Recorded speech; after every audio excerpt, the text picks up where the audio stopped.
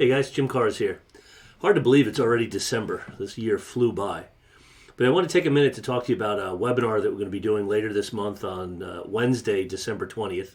A little bit of change for us. We usually do these on Thursdays, but we pushed it to Wednesday for this month based on scheduling.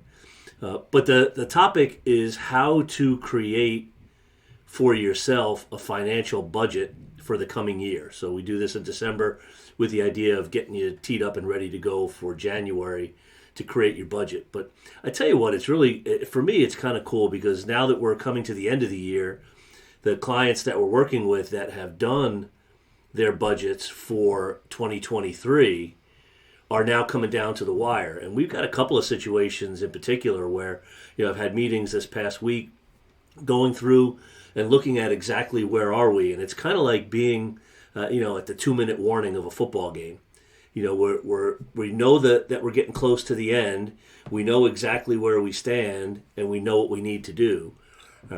Two of these, one instance, it was looking like the numbers were going to come in right around or maybe a little bit below the targeted budget amount.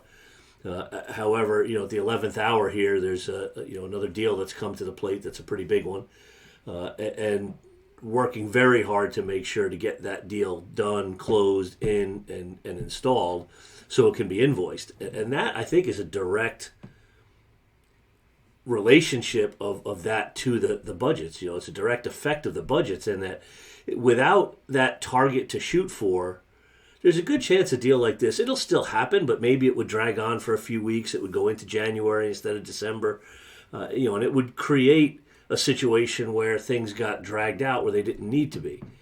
I have another one that was somebody I met with earlier this week that, had set a very high target, did not achieve that high target, but through working the budget and pushing through are going to have a nice growth over last year.